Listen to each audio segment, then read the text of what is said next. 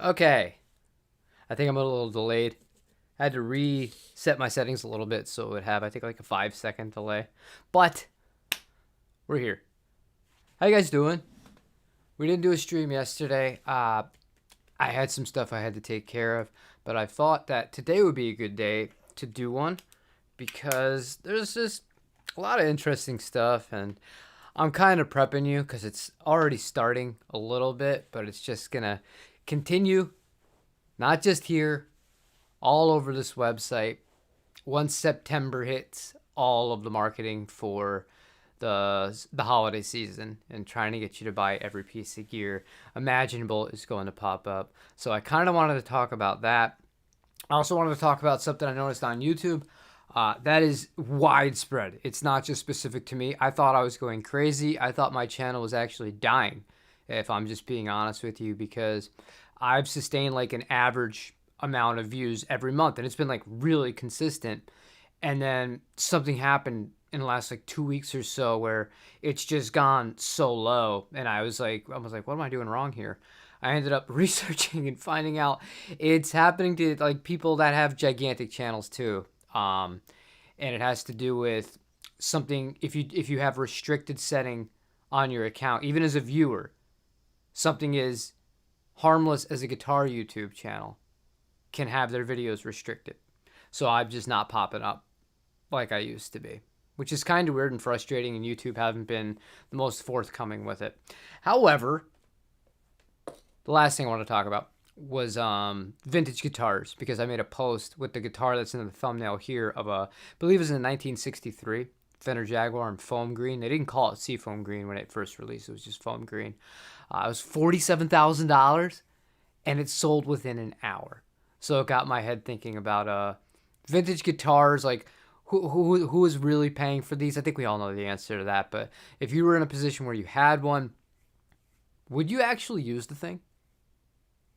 Would you not just leave it at home and be like, "Oh, I got to baby this. This is a piece of history," or would you really use it? Because I think that's an interesting kind of I don't know, situation, hypothetical to put yourself in. Let me say hello. Hey, David. Hello, Jim and the gang. How's it going, Greg? I know you're doing good. Let's see. So far, we got a few votes on that, and it's split all around, with the most votes right now being to don't have any interest and yes, but a baby it. So that Jag, that's a very very uncommon guitar in that finish, in the foam green, and it was all original. The guy presented it great. I mean, just look at the freaking thumbnail. The thing was out of this world. Nice looking the way he did it, but $47,000. What player is spending that outside of maybe a celebrity? I can't think of many. I have a hard time justifying $4,700 on anything. As a matter of fact, none of my guitars are worth $4,700. Even new. Even if I were to stretch it and say, well, new it was. No, I don't think so. And oddly enough, I think the guitar that I have that is worth the most money is only worth the most money because it's out of production and they don't make them like this anymore. And that's the American Vintage 65 Jazzmaster with the flash coat nitrocellulose on it, compared to the kind of super hard compound that comes on the new American Vintage 2 models. Yeah, other than that, most of my guitars are fairly affordable for the most part. They're all like mid-range, like two grand or less. So the thought of having like a $47,000 guitar, man, I wouldn't want one like that. Like I'd love a refin if it was done nice. I wouldn't care about that. I don't want three-tone sunburst. But I could see the appeal. I could see the appeal. And if any of you guys have ever actually played a good vintage guitar, especially a Fender, they really feel very different from anything that's being made now. And I mean, part of it is like you can't fake how long the wood is aged, so to speak. And the wood changes over time, and it's just it's its own vibe. It really is, but it's like the whole package. And I know if you change the paint, that can influence the sounds and all that stuff. But I just thought it was a little crazy. And the amp stuff is less crazy though. So if you wanted an amplifier from that era, Dave's Guitar Shop just sold a blackface Fender Vibro Champ, 1965 or 66, for $1,250. Now, granted, you had to be like right there because it sold very quickly, but common prices like for a Silverface Champ or Vibro Champ, well under $1,000, and a lot of them are going to be serviced for that. And those are amps that'll last you forever. You don't have to worry about all these problems that some newer amplifiers have. They're very simple to maintain. Fender Princeton's a little bit more expensive. You really, especially the ones that came with the reverb, those really seek kind of more of a premium. But really, when you look around, you'll notice that one of the new reissue ones of like the hand-wired Princeton reverbs is about the same price as you're going to pay for a vintage one, specifically a blackface one, which are more desirable to a lot of people because they're older, they're the more original designs. At that point,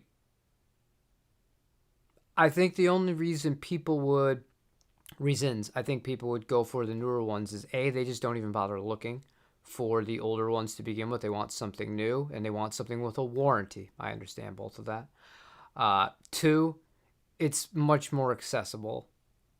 You don't need to kind of know what you're looking at to see if parts have been changed, especially things like power cables on a lot of these old amplifiers, the Princeton especially.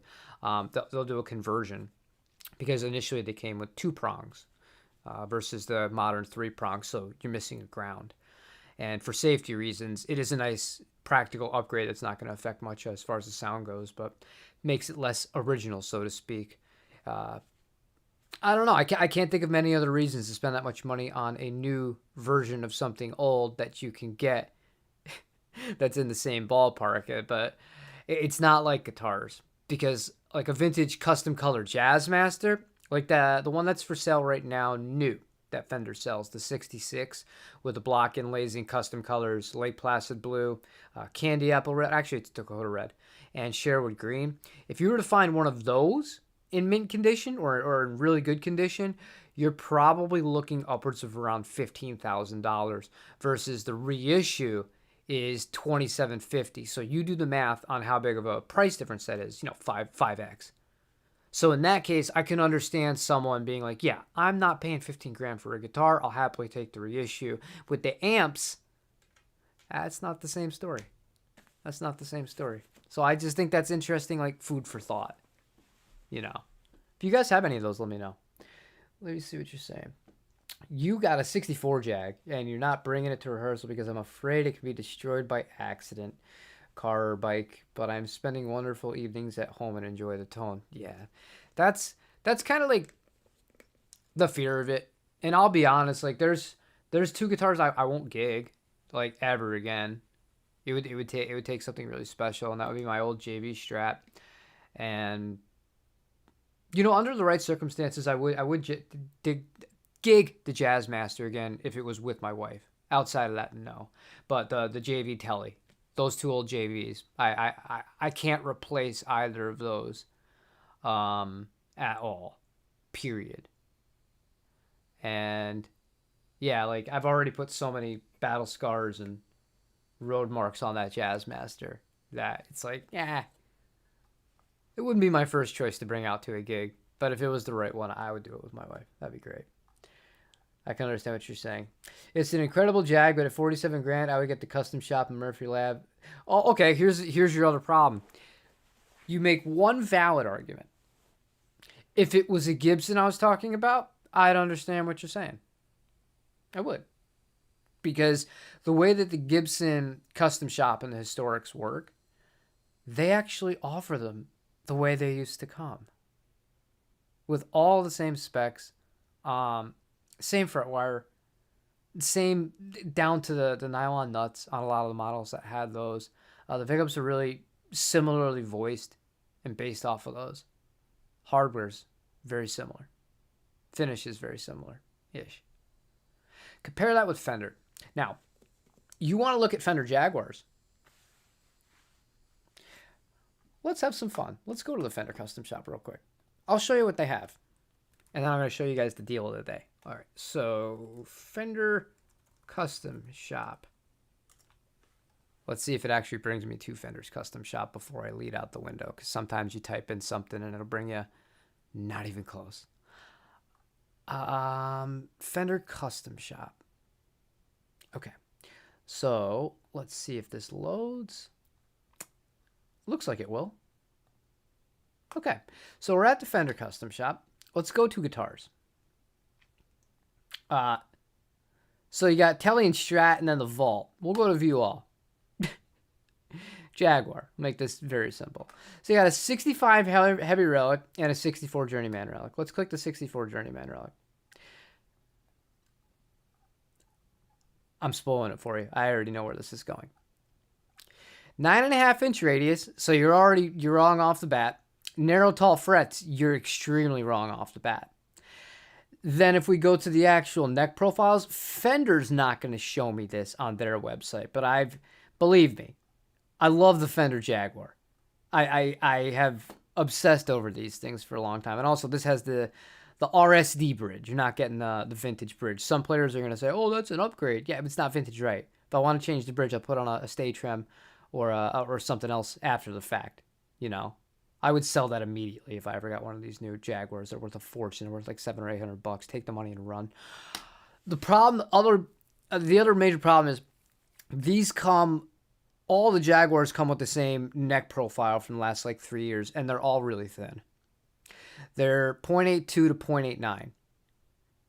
Now, if you've ever played a vintage Jaguar, we have somebody in here with a 1964, and I will bet you any amount of money, if you were to take calipers to that and put it at the 12th fret right there, you're looking damn near close to a full 1. So it's a much bigger neck. It's a much bigger neck than the reissues they're selling. So it's not accurate. There's nothing about this that is accurate. Thus, therefore, you can't just go to the Fender Custom Shop. Let's check out the 65. You're basically adding binding, and look at that. We can have this beautiful purple finish that Fender will pre-destroy for you at a price. Specs on this one, let me guess. Narrow, tall. Well, at least that one has a compound radius. So it's got half the fingerboard, right? But the narrow, tall frets, just get out of here. That's just junk frets. They belong nowhere near vintage guitar. And then you're just looking at the same stuff, man. Like, same bridge. And, yeah. I mean, the colors are what they are. At least they offer one that's traditional. And I do think it is kind of cool that they do a purple metallic. And what is that, graffiti yellow? Yeah, graffiti yellow. Not my bag. But my point is, they will not make an actual vintage reissue like Gibson does. So for Gibson guitars, that whole, oh, you know what? Gibsons are extremely expensive. I can go and buy a historic model or a Murphy Lab or whatever and get a guitar that's going to feel really similar and perform really similar. You can't do that with Fender. Those are the only two production model Jaguars you have. And if you're going to try and argue with me that, oh, well, you can just make a spec sheet order with the Fender Jaguar, you're going to wait years for that, first of all, and then there's no guarantee that's going to come out right. And you're going to be paying top freaking dollar for it. I had a Fender Custom Shop, new old stock, 1967 Mustang reissue that was sent back and forth to the factory from errors they made. 3 times. 3 times. They couldn't get it right. Can you imagine that? You spend $5 or $6 grand on something, and they don't even make sure it's right the first time you send it back, and then the second time it's still not right. All of a sudden, that vintage Fender Mustang, because you can get a 1965 with an L serial with original paint on it, that's in pretty good condition. Actually, you can get one in great condition. That's like unplayed fretwear wise, for about $4,000. No brainer. No brainer. But that's my problem with Fender. That's literally my entire problem with Fender. That they don't offer that to you. And the only times they do, the finish is off, like on the American Vintage Series. And then in the case of the Jaguar and the Mustang, neither of those models are available as American vintage models. So you're stuck with what you got. It is what it is. We can still make music with whatever, but it's not a like for like comparison, you know. Anyway, you have an 89. Did we define what's vintage yet? Nothing from the 80s is vintage. That's just so stupid. If a guitar is younger than I am, it's not vintage. If a guitar is from, I would even argue like a 70s guitar, that's not vintage. And you could technically do the argument that I see people make. Well, anything older than 25 years old is vintage.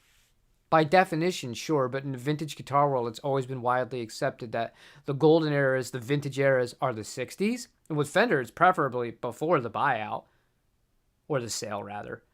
So pre-65. Although there are some models that are really desirable after that, mostly the offsets. And the only other exception I can think outside of the offsets where the guitars have become more valuable are the red paisley and the blue flower Telecasters. But before that, pre-CBS Fenders, vintage, and then Gibsons from that same era, vintage. And obviously, you know, you get your bursts and all that stuff from the late 50s. Those are like vintage guitars. So that doesn't mean you need to stick with Fender and Gibson. Like, there are some Gretsch guitars from the early 60s you can find for very reasonable prices compared to, you know, what you would pay for a Fender or a Gibson. And they're cool. Lots of brands. Lots of interesting things that don't immediately first come to your head, like Silvertone, kind of off-brand stuff like that. But that to me is vintage. No guitar from the 1980s is vintage. Like, I call the JVs vintage because vintage is in the name. They were the first model of Japanese Fenders, and they were the Japanese vintage line, the JV line. I don't consider either of those vintage, and one of them is 41 years old, and the other one is 43 years old. That's not vintage to me.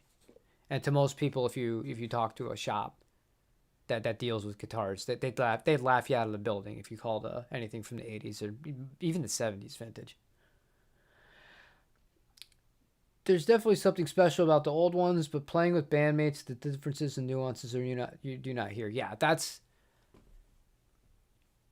goes with anything though, because in a mix, if we can at some point in the stream, once we get past the minutiae of the gear talk, if we could talk about music for a little bit, like in a mix, if it's actually done right, the frequencies that get chopped for your guitar to sit nicely, it's gonna really make it harder to tell to the average person. They're never gonna know the difference. They're not gonna care anyways. But when you're actually tracking it, if you feel better, you know, if the guitar is inspiring you to play more, it can perhaps lead you to have a better performance that goes onto the record. But as far as the tonal footprint goes, a vintage Telecaster versus like a modern one or a more modern one like the JV, it's going to be tough to tell so long as the pickups aren't extremely different. We're talking like old vintage style versus hot rodded super high output pickups. Be a little less harder to tell. You like those colors. Which ones? You like the purple and the yellow? I think the purple is cool. Obviously, I like purple guitars. I'm not opposed to breaking tradition on some areas. I think the finishes are cool, man. And little do many people know that Fender had a custom color called lilac. Very rare. Very rare. Somebody found a Jazzmaster, I believe it was in 1960, that was lilac with a matching headstock in totally original condition. And I saw it and I was just like, man, why didn't you make this guitar on a grander scale? But very expensive. That's a collector's guitar. As a matter of fact, I think a collector's the one that bought it and posted about it. And he drove halfway across the country and had to harass the original buyer who didn't know anything about guitars to sell it to him. But I'm sure it was worth their time. They got paid pretty well for something that they obviously didn't know much about.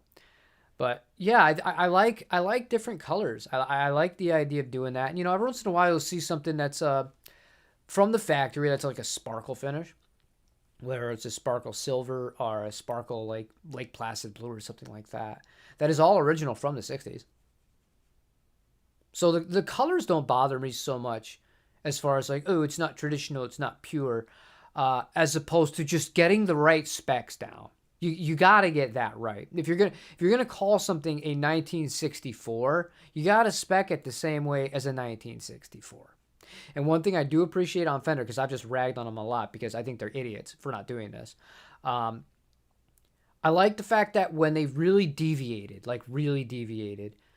in the American Original series, and they made those with a flatter fingerboard, they didn't name them after any after model years. They were just called original 60s, original 70s, original 50s, because it kind of threw in that little bit of, well, what exactly is this? And then you read up on it, and you're like, well, it's a combination of modern and vintage specs. You're like, oh, okay, that makes sense. So I get it. I could not with that thing. If I was getting an offset in the custom shop, it would be a master belt. Okay, well, I think you'd be a fool to do that. Master belt, new from the custom shop, because you're looking at 10 grand. You can get a real offset for 10 grand. You can get a real vintage one that's in great shape. That's not a refin for 10 grand.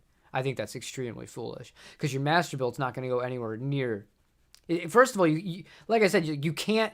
When you're spending that kind of money, to me, this is no-brainer stuff, because it goes back to the analogy with amplifiers. You can get a like for like at that point.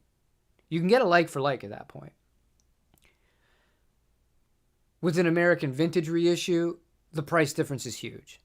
Master belt? And you're going to spec the master belt? That's going to cost you a fortune. It's going to cost you a fortune. I'm taking the vintage one all day. All day. And I'm not going to sit here and browse through Reverb. I'll let you guys do that. But you'll see they're out there. Jags and Jazz Masters. If you like Mustangs, you're in the best position out of everybody if you want a vintage one. They're the only ones of the major ones. I'm not going to count the Duosonics, the Music Masters, or anything like that, because those are all pretty affordable.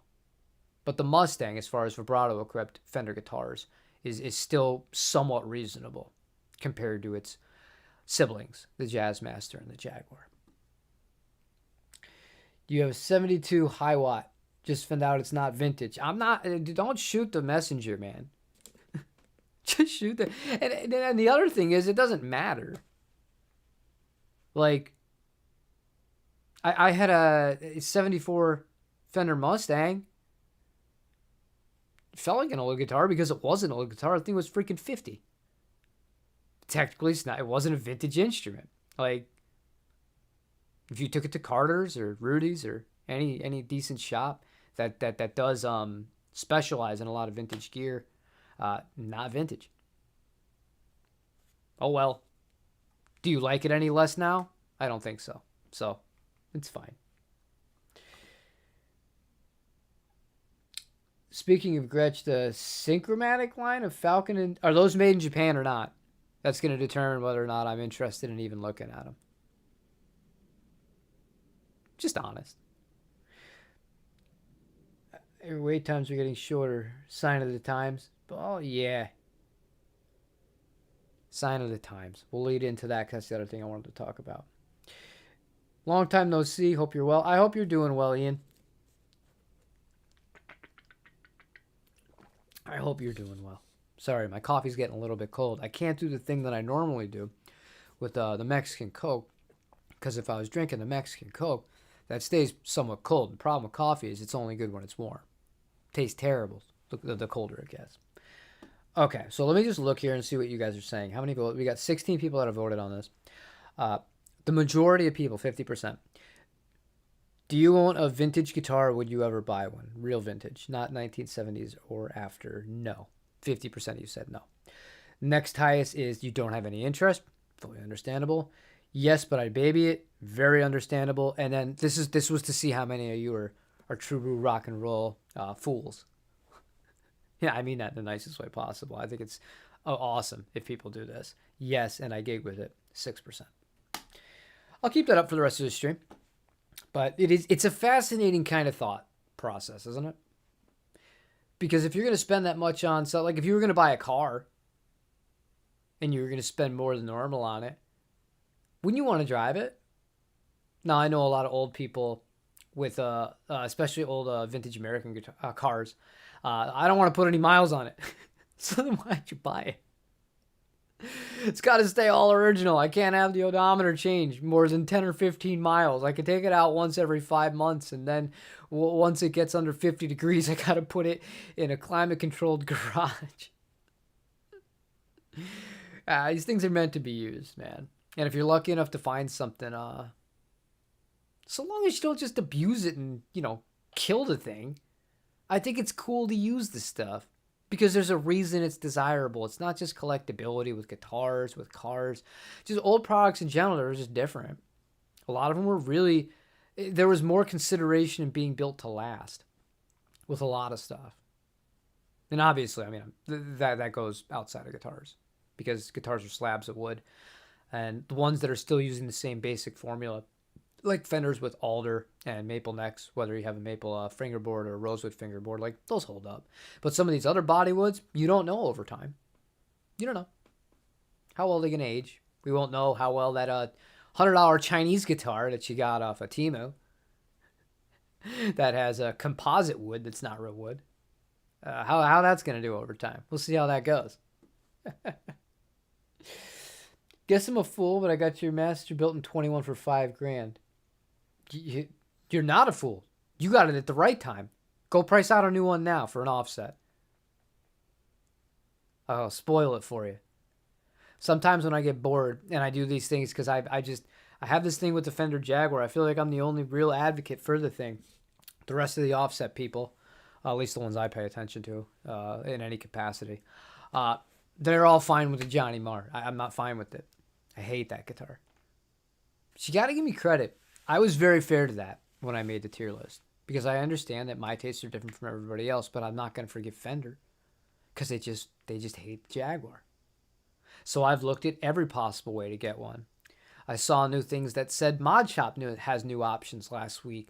I was like, oh my God, it's going to be poly, but maybe you can get a Jaguar. No, you can't. Same old, same old. 4-way slider switch, no rhythm circuit, no matching headstocks, modern everything. Baby necks, big frets. No thank you. No thank you. To be honest, it would depend on the vintage guitar. And I think I'd have to bond with it. But you could do it, Ian. Because you're a romantic with guitars. And you don't have 1,000 guitars. I feel like if you were to find yourself at a guitar store and you had the means and you really fell in love with the right SG, Les Paul, even like a Tele, like a Refin or something like that, I feel like you would do it because you don't just buy and move stuff and you don't settle for things. So for someone like you making that one-time purchase, it's not like you're buying tens of thousands of dollars worth of stuff, which has become somehow that became the norm in this industry over the last 5 years. Just buy everything, have 5 of everything. You're very strong-willed in that you never gave into that. So for someone like you, I think it would potentially be a really good thing, and that you would use it. Now I don't know that definitively, but that's my take on it. I've heard from a guy who bought his dream vintage Strat and do not had fun at all because he was so nervous at the time it got stolen on stage. More stressed to enjoy it. With a Strat, I would be terrified if it was original. More so. But it also, here's the other thing. It depends on the kinds of gigs you're playing. You take a vintage Strat to a bar gig in Secaucus. It's a little bit different than, playing the Rose Bowl. So it's very situational. But to me, and like, I don't know, like the biggest gigs I ever played were like Houses of Blues or, about that size of a venue.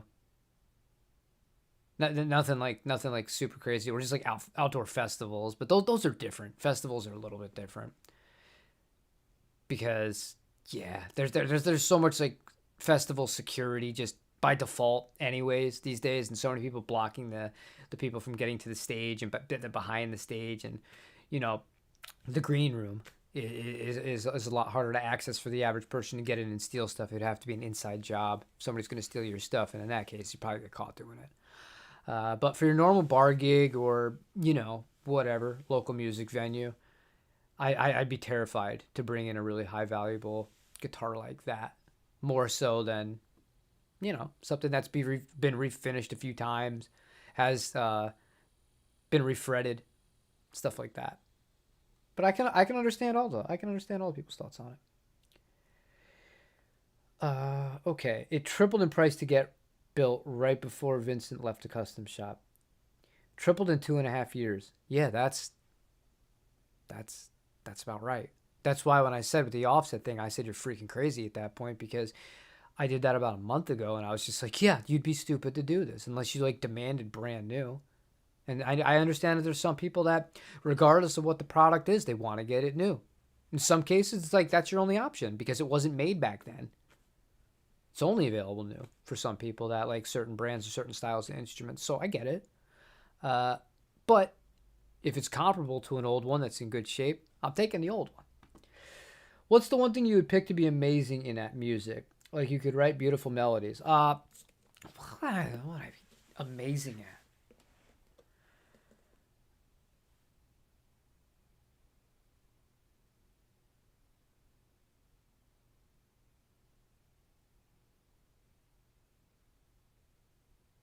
That's a really good question. I would kill to have the encyclopedic knowledge of Greg Koch, with the caveat that I could play and make it all my own like Greg Koch. If you're not familiar with him, he is somebody who is a true student and grew up a true student of the instrument. And it doesn't matter what you throw in front of him to play. Not only is he going to be able to nail it and to know it and immediately be able to pick up on it in the encyclopedic kind of fashion that I just mentioned, but he can make it his own without just sounding like a robot. That is something I envy. Envy's not the right word, because if I really put in that same amount of time, who knows? Would I get to that level? No, but I could certainly improve from where I'm at now. But I admire it. That's a better word for it. I admire it because you can't fake that. Because what would that would open up a lot of other doors as well. Because if you had all this encyclopedic knowledge, and just this repertoire from all these different genres, where you can just sit right in with anybody, with any act, whether it's a jazz quartet, a blues trio, a rock thing, it doesn't matter, right? If you had the ability to do that, the amount of songs you can write, like you could just hook up with somebody who's like any sort of genre singer. I'm not going to spec one out. That's out of your wheelhouse, and your creativity could just go to another level because you can easily get out of your comfort zone and like make it real. Like that's so cool to me to have that ability where basically it's like you're learning to speak every language. That's the easiest translation. I should have led with that. It's you can speak any language on the instrument, so that even if you go to a different country and the people don't speak the same language of you, you can sit in and you can not only get by, but get by well because you understand music that well and every genre that well, and do it without having to verbally communicate. Because there is that thing when you play with certain people. If you ever have this happen to you, it's a beautiful thing where everybody's just on the same page, and it's amazing. It is amazing. It's one of the coolest experiences you'll ever have as a musician. And if you find people like that and you have the opportunity to play with them on a regular basis, do it. Do it. Price has gone crazy in every aspect, new, used, vintage. Yeah, some of them are, some of them haven't. It is what it is. It is what it is. Did I miss your thoughts on the latest vintage series, latest Fender series? Which one? Oh, the Ultra lot? Oh, hold on. We're gonna get this right. The Fender Ultra Lux Vintage? Did I get the tagline right? Are Fender going to continue ignoring my emails? uh, I don't know, man. Here's the thing. I actually don't think it's bad. I don't think it's bad at all. And I don't think they're priced that bad either. I really don't. I think it was smart of Fender because you do have Sir, you do have Anderson. For years, people have been asking for stainless steel frets, but then on the same time, for years, have been saying, if I'm getting the ultra version of the instrument, I want it to have a nitro finish. Some people just prefer that. I fall into that category. I don't have anything against poly. I have a few poly guitars, but I definitely prefer nitro, and I prefer that style of nitro that is going to weather check a lot easier and show wear a lot easier and show it gracefully. Because the way a modern American vintage guitar is the only thing I don't like about the American Vintage 265 Stratocaster I have compared to the American Vintage 65 Jazzmaster I have that has the proper thin skin nitro finish on it. The Strat's going to age like shit. Pardon my French. It's going to age like shit compared to how the Jazzmasters age. It's a totally different finish. So I like the fact that Fender put more of a custom shop finish that is going to wear in a similar way. So that's pretty cool. I like the fact that, like, for people that want a custom shop guitar, going to the custom shop should just be like what I said earlier about, the vintage spec thing, and then maybe you have some really modern takes on it. But I would think something like the Ultra Vintage, like, that would be what more people would want. You get the older style finish on it. It looks like an older guitar. You have the older voice pickups on it. But then the bridge in the case of both of the guitars, actually. On the Telecaster, you only get the option for the modern six screw. Or not the six saddle. So you can't retrofit, just like on an American Ultra, you can't retrofit the three saddle one because the bridge is actually, it's physically a different size. And there's two different kind of screws. Let me see here.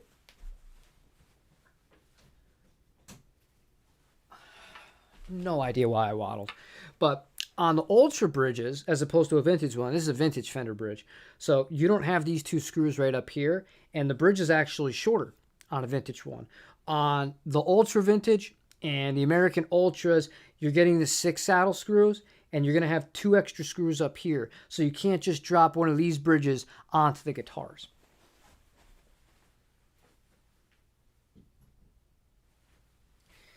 Now, with that being said, the same thing with the Strat. You're not getting the 6-screw vibrato. You're getting the newer one, the 2-point vibrato. But that, to me, is a good mix of things. It's a good mix of things. You're coming in at almost $1,000 less than your number one competitor in the market new, which is Sir. You're offering the Fender brand name power, and whether or not you think, oh, that's stupid, you shouldn't judge it based on that.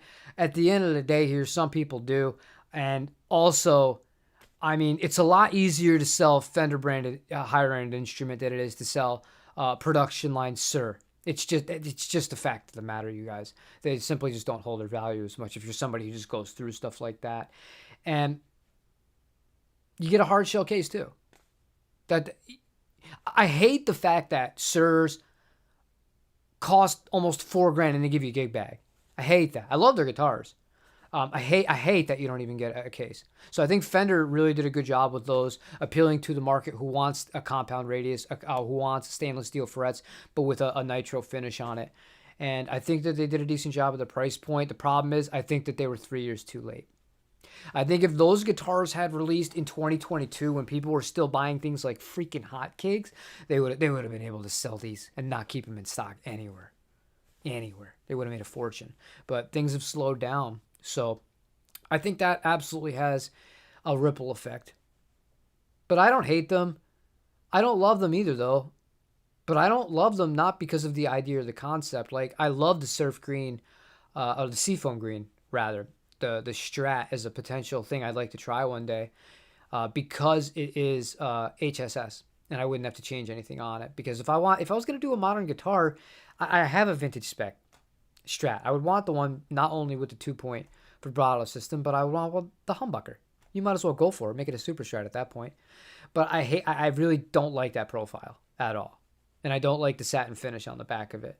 I would rather they do like an oval C. If you're gonna do a more modern one, the oval C is a little bit thinner than like a 65C, with a compound radius and the stainless steel frets with a nitro finish on the back of it.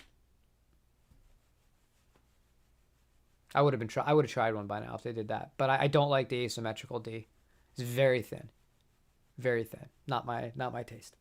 So there you go. Those are my comments on the Ultra Lux Vintage. I think that's what it is.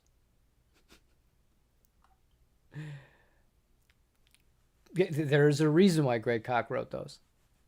Because he's a freaking encyclopedia. guys like Greg Koch, man. And when you see him in person, I don't know if any of you have seen him in person. I would encourage you, what he does in a lot of these cities when he goes on tour, he'll play the gig, but before that, he'll do a clinic at a local place. That's not the gig. Go to the clinic.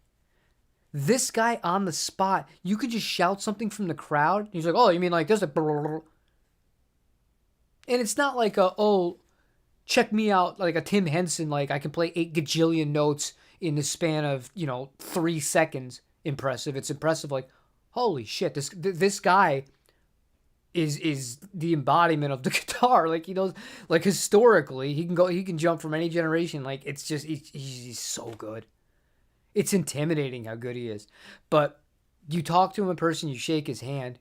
He's a Goliath of a man, befitting of somebody of that much talent. But he's so approachable and down to earth, and he just truly loves music, and he truly loves talking about music. Can't say enough good things about him. I wish we had more of him in the world, and I wish people like him were the people that, had more of the shine, compared to somebody like Bonamassa, for example, who is like extremely popular, and I will never understand why. Personally, I don't know. I don't know. It just seems like a Gary Moore cosplay, and then on top of that, just like hoarding all the great guitars for himself for whatever reason. And also, he shouldn't do that in California. That's not the state I would be hiding anything in. Anyway.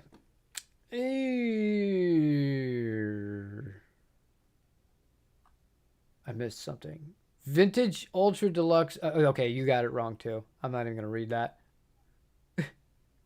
I have a question for any fellow guitar player. Do you play piano, keyboard, and has it helped your guitar playing? I recommend everybody know at least the basics on the piano. Having a piano helps you a lot. It helps your ears more so than anything else, because even if you don't know how to play something on piano, if you can identify the notes, which is very, very, very simple to learn on a piano, you'll be able to easily identify how to make basic chords, majors and minors and stuff. So if you could play like a major C with your left hand on the piano, what you can do then is you can really start to understand how intervals sound and then really react to each other, so that when you are building things, or you're picking what chord you want to get for a composition or a song or just a part you're trying to add into something, right? Like you could play the C and then you try it with the minor third, you try it with the perfect fifth. You could try it with, the 6, the 7. You could just, whatever, man. Whatever. And you'll get a vibe for how each interval stacks over the main one. And then your ear develops on top of that. So chords that you listen to in songs will stand out a lot easier because they all have a footprint to them. So it absolutely will make you a better player, and it'll assist in the process. Now, you don't need to do this on piano. In theory, all you could do is you could set up a looper or record like a static note into your computer, or have like, I'm sure there's apps that'll do this, where it'll play a static note for you. And you could do basically the same thing. But a piano, to me, is the best way to do it. Because also just learning basics of it, like I said, it's a wonderful thing. It's a wonderful skill to have. It'll also break you into, eventually, if you follow it long enough, getting a general idea, a baseline idea is what I believe you should all have. Well, not you all, but people that want to be looked at as musicians, you should be able to read basic sheet music. At the very, very top of the staff, when you look at those symbols, you should not look at them like they're a foreign language, and you should not look at them and say, why are there 3 hashtags on the first one? If that's what you're thinking, because I know a lot of people that are like this. They can play guitar great, but if you put a piece of even basic sheet music, like Mary had a little lamb in front of them, and they saw those notes, the sharps and the flats, that's what they're called. They're not just hashtags. They would be clueless. They'd be clueless. Because there's going to be times where if you explore more and you play more with other people, you're going to be expected to be able to follow that. And then not only are you going to be able to have to identify that very quickly, but based on that information, you're going to have to know where you can play on the instrument. And piano really opens that up for you because you have a baseline foundation as far as your knowledge goes for playing the guitar and music theory. You don't need to know everything. But if you have a baseline, you can find notes all over the fretboard. When you see something on sheet, or if somebody says, oh, we're playing this in B flat, you're not looking at them like, oh, and then panic looking at your guitar.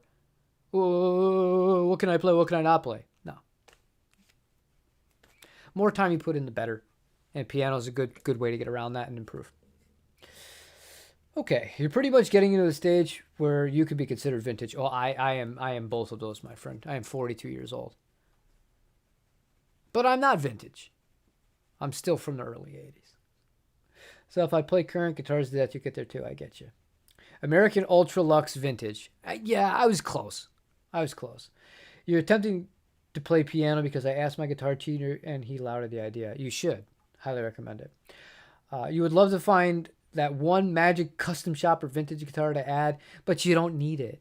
And here's the thing, you know you don't need it. You're smarter than 99% of the people that watch YouTube. You've realized you don't need it. You have what you need, and guess what you're doing? You're recording songs. You're ahead of the game, my friend. You're ahead of the game. You hear you and appreciate your thoughts. No problem, man. Anytime. Are you played piano first? I'd assume any additional music skills you help be a better position, but the finger skills don't necessarily translate. Oh, no. I agree with that. It won't technically help you because you're learning a different subset. It'd be like the same thing as if you want to learn sheet music, but say you had no interest in the piano, so you wanted to learn trumpet. Okay. But playing trumpet, or even accordion, or whatever it is, right, cello, none of that's going to make you your dexterity better in your fingers when you sit to play guitar. So just don't go into it with those expectations. Go into it with more of a, you're improving your mind and your knowledge, and you'll be able to take a lot away from it. Piano really helped you conceptualize chords like that in your head. Yeah, and it's an easy way to do it. It is, and it's a good way to, like, think of it like a child, because my kid does this all the time. Like, I'll put on the Pokemon music, and I'm telling you, some of this Pokemon music is no joke. It's legitimately, the compositions are infinitely better than 99% of the crap I hear. It's so clever. And this kid, without knowing it, just because of exploring and doing what I taught her to do, like, okay, find the root note, and after you find the root note, you do everything from there. I remember sitting down one day, because she doesn't like when people stare at her when she's trying to figure stuff out. She's very self-conscious of that. But I remember coming in one day after a few hours, and she was playing a song. None of you are going to know who I'm talking about here. But it was a song about the character Calyrex, or his theme song, rather. Okay? And in that theme song, there are multiple key changes, and there are multiple chords in that are not technically in key. And just from ear, she can run through all of it. And I didn't teach her any of that. All I taught her was the how to figure this out and how to use your ear to find the right notes to be able to do that. She's 8 years old, and she can do that. So think about if you have a baseline of theory, because she really doesn't compare to somebody who's been playing. And, you know, if I ask you to play any given chord, maybe you can't do every extension of it or every add-on or whatever, but you'd be able to play it, I would hope, in multiple places on the neck, especially just major and minors. I would hope that you have the ability to do that. You take that knowledge, you sit at a piano, and it's just gonna tenfold. Just helps you open up your mind and see things differently. And you're also looking at it from a different perspective, because piano, you're looking at it in terms of all of the notes are in a line, but they're all on one static line, with the exception of the black keys. So technically two lines, but really they all flow in the same line to get to the same result, right? So when you're hitting the C to get to the C sharp, you're hitting black, but you're still within the same line. And then you get to the next octave. With a guitar, that's very different because each string is its own path. You understand? So you're starting at E, and then you're playing all the notes all the way up to get back to the octave of E on the first string, and then so on and so forth for the other 5 strings. On piano, it's just you're looking at things very differently and simplifying it in that sense, because you are just looking at things on one plane. That can help you so much more, take a little bit of the clutter out, and also help you be able to build the chords more and be able to hear the little things that are those, oh man, that was cool. What did he do there? You know, like, because we all have those moments where we're listening to songs, you're like, ooh, like that was a cool chord. You'll be able to identify that a lot more, and piano helps with that. I love that we went to talking about this. Thank you so much. Okay. As a second instrument, probably recommend drums. Rhythm sense is invaluable. The only reason people are fooled into thinking I could play guitar is because I still consider myself a drummer first, because that's what I started with. I learned how to play the drums, and I played to a freaking click track. That's it. I didn't play to backing tracks. I didn't play any of this other stuff. I played to a click track, mostly because that's what I had available to me. And when I would go in for my actual drum lessons, you played back to the click track. And there's no hiding. You were either playing to it or you weren't. So it got beaten to your head, which was one of the best things that ever happened to me. One of the best things that ever happened to me was having that discipline of building up your own internal clock. Because that's a very real thing. That's a very real thing. Having an internal a timer, an internal click track, an internal like thing that's going to keep you in check, like really much more in check than if you just started with guitar. And playing drums. Huge part of my musical life, probably the most important part. But it's not for everybody, and it's also not as easy to do, especially as you get older. Drums are loud, man. When you're a kid playing in your basement, everyone's kind of accepting of that. When you're a full-grown adult, you know, you got kids in the house, you got dogs, you got cats. I got everything now. And you got neighbors. I don't want to piss everybody off.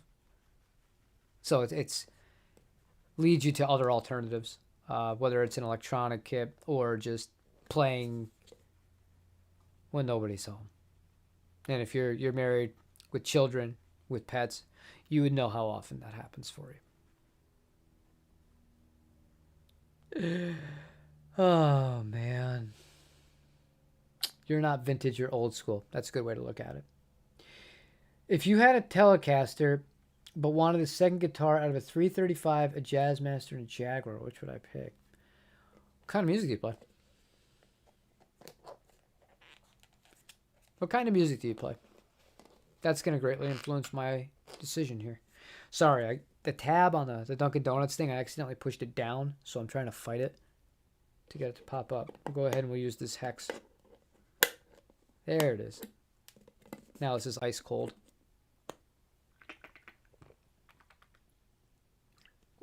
We're going to go ahead here.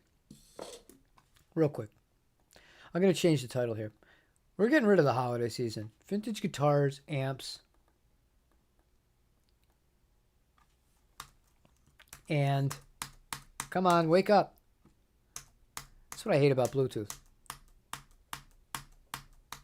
Still not awake. I don't think it likes me. Or the batteries are dead. Whatever. I'll address this either. I got to change the name of this from Vintage Guitars and Amps, which we did talk about, and then using other instruments or learning other instruments to improve on guitar. Because we didn't talk about any other nonsense, and I don't really plan on it now. I'm very glad that that conversation deviated naturally in the way it did towards a more musical kind of context. All right, Markford, you're out of here. Take care, brother. Adios, man.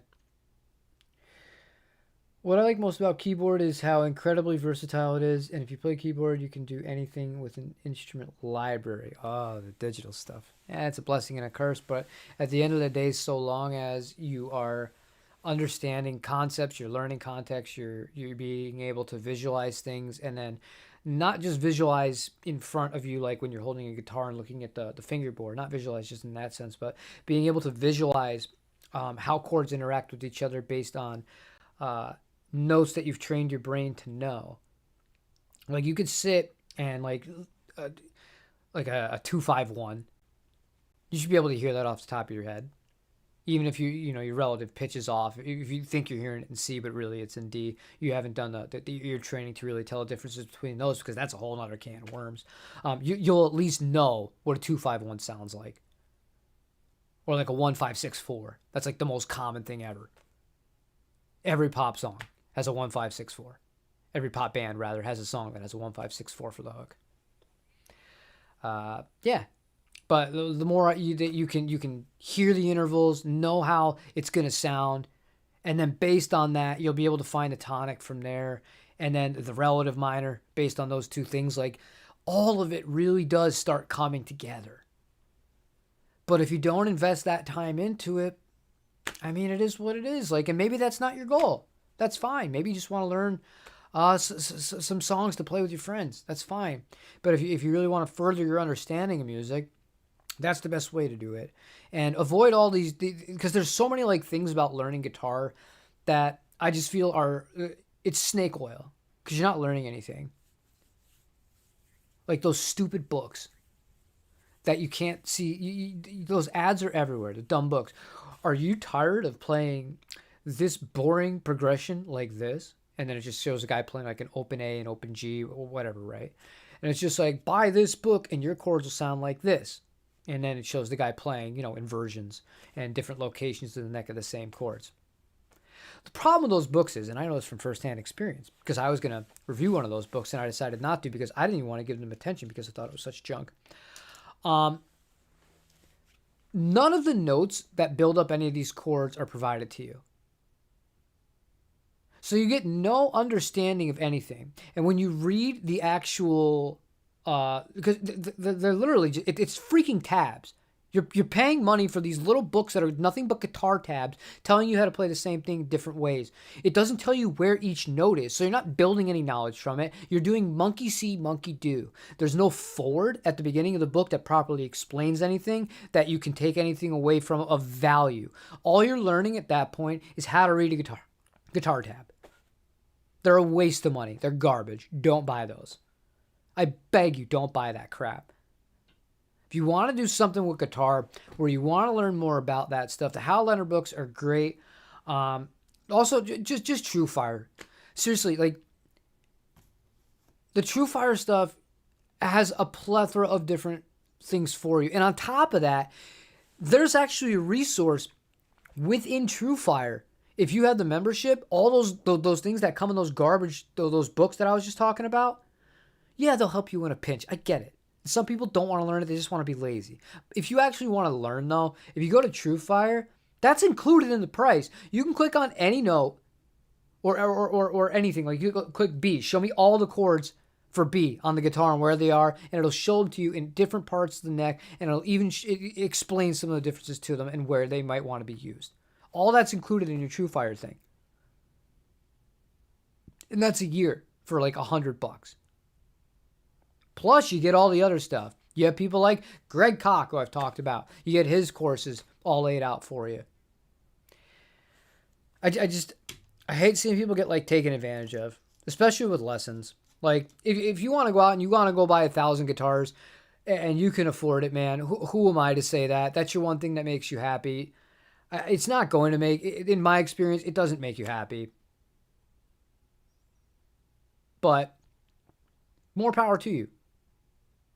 But with learning music, like a lot of people get motivated for it. They buy this stuff that they're told, like, oh, this is going to take you to the next level. Then you get it, and it's not explained or it's not fleshed out well, and you don't learn anything. You've just wasted money. And then what that's also done is that's made you more hesitant to trust somebody else who might be trying to sell you a service or anything like that that is useful. Like the Signals Music Studio, that's also extremely useful. That's not gimmick crap. That's actually useful and it will help you understand. It comes with worksheets. It's good. All that stuff is good. TrueFire is great. Just stay away from the gimmick stuff. My kind of rule of thumb is if I see ads for it all the time on Instagram, I think it's a scam. Anyway, mostly post-punk. Post-punk, you have a Telecaster.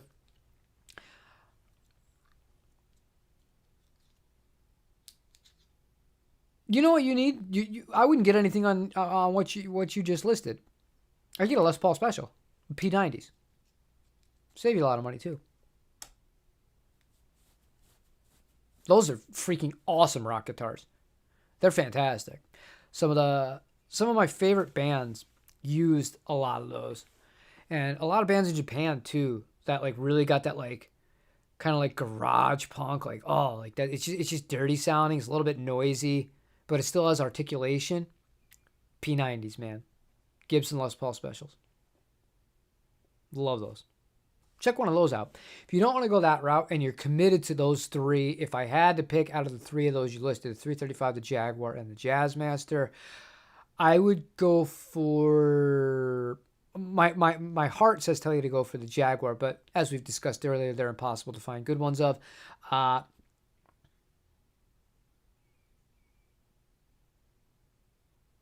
The 335. There's your answer. That's my personal take. Okay. Nice to see you. A 335 and a Telly cover those bands? Yeah. The only problem with a 335 and a Telly is 335 is going to weigh a metric boat anchor compared to your Telecaster. That may not mean anything to you, but yeah. 335 with the Tellys. 335 with the Bigsby's a very, very not light guitar. Unless you get very lucky. You got a Fender Mustang Player 1 in Sienna Sunburst. I'm happy with it. That is awesome. I love that guitar, man. Y'all thought I was kidding. I know people. I told a few people that I speak to that, you know, I talk to about kind of what I'm doing in advance on YouTube. And I said, you know what, I'm going to do it. I'm going to do a tier list video because it's different. You know, and I'm not going to sit here. I'm not going to go for the obvious views, which would be like every Stratocaster ranked. And in theory, because I work with Zounds, I could do that. That's how cool that company is. If I wanted one of every production model, I couldn't get them in every color because that would just be absurd.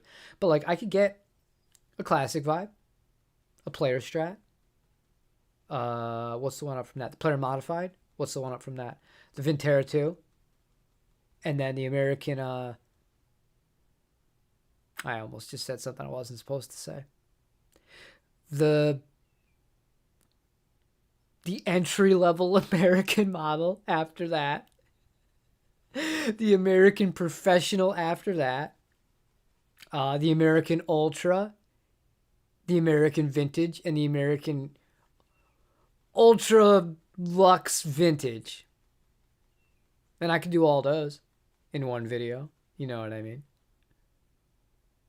That'd be a lot of guitars. I'd go insane filming that, but I could.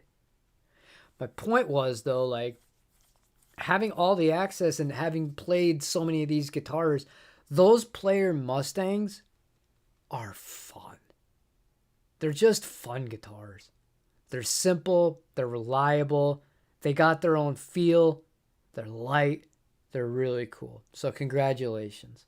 But when I told the people I was doing that about the offsets, they were like, you're crazy and you're not going to like any of those. The only one that I know you're going to like is the Vintera 2, and you're just going to rant for 20 minutes about how much you hate the Johnny Marr. I think I ranted for about 4 minutes about the Johnny Marr.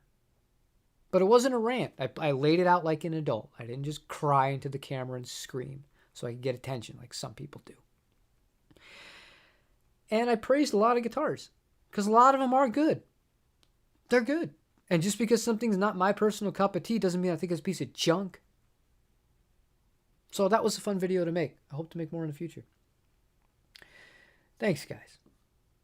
All right, you guys, we've made it 1 hour and 5 minutes. I'm going to load up the browser with something else, and I'm going to see if I even want to jump into this or not now.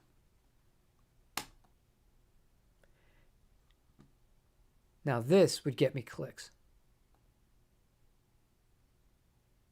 But I'm not going to do it. I'm going to take the high road. I do want to show you something. Hold on. A little mixed up with the time over here in the UK. Just realized you're on. Yeah, dude, but you're in the UK. Get off the internet. Let me tell you something. Last time I was overseas, I'm not talking out of the country because when you live in Southern California, going to Mexico, that doesn't really feel like going to another country as much because you're driving it. Whereas in Europe, I realize it's a lot different because that's how you would get around in Europe. It's very easy for you guys to drive to neighboring or even slightly few hop, skipping, and jumping away countries. You can do it in a day for the most part. But here in the United States, the only countries you can really get to driving distance-wise, depending on where you are, Canada and Mexico. But I don't think to even go on the internet. Like whenever I'm traveling for stuff like this outside of like necessity things, or if I'm trying to figure out where the hell I'm going, or if I'm in a country where I don't speak the language and I gotta desperately try to figure out a way to communicate, I'll use my phone for that. But I appreciate you stopping in, but go have fun. Go have fun. The last thing I wanted to show you guys was this, because I know a lot of people were big fans of this guitar. Now, I don't have this anymore. This is the exact guitar I had. This is the exact one. They're calling it a customer return because I don't think they're just going to go out of their way to add a new one for YouTuber return. So if you want one of these, you can have the exact one I had. And that's it. I almost said something. I will. I don't think I'm going to be working with Yamaha anytime soon directly. Not through any fault of my own. But I really did love this guitar. I thought it was great. And yeah, I just thought it was cool that's a pretty decent discount, $300 off. And I set that guitar up. So it's got the D'Addario XS 10 through 46 on it. It's a great playing guitar at a great place. I left a link to that one in the description. And I'm not going to do it. I'm really tempted to. But there's been so much crap with politics and all this nonsense. This has nothing to do with what had happened in the last few days, okay? Before I preface this, I would never touch something like that on YouTube. This had something directly to do with somebody in the guitar community that happened to make it into a nationwide publication. It's just to show how junk all this crap is and how little about music it really is to some of these people at the top.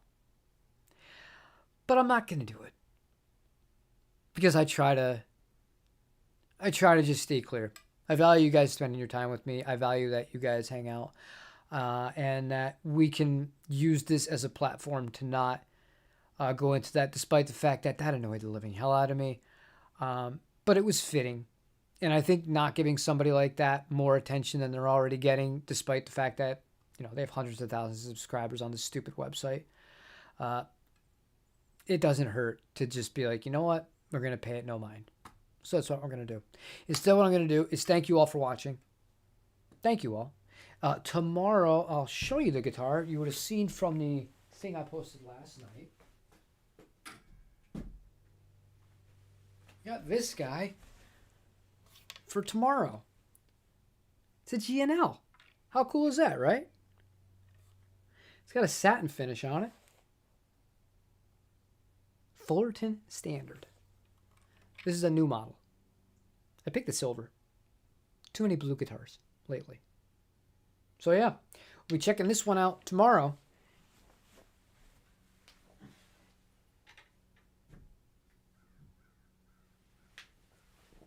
And that's it. The rest of the schedule is up on the site. Tomorrow's that guitar. Saturday's brief food for thought about pedal boards. I'm going to show you my pedal board and what I actually use. And then Tuesday, X Vive. After that, we'll see where it goes. I'm trying to be a little bit more into things. The holidays are coming up, and I gotta get grinded. I gotta get grinded. You're gonna see more than you have in the last 6 months, that's for sure. Because I've only been posting basically once a week. But anyways, love you guys.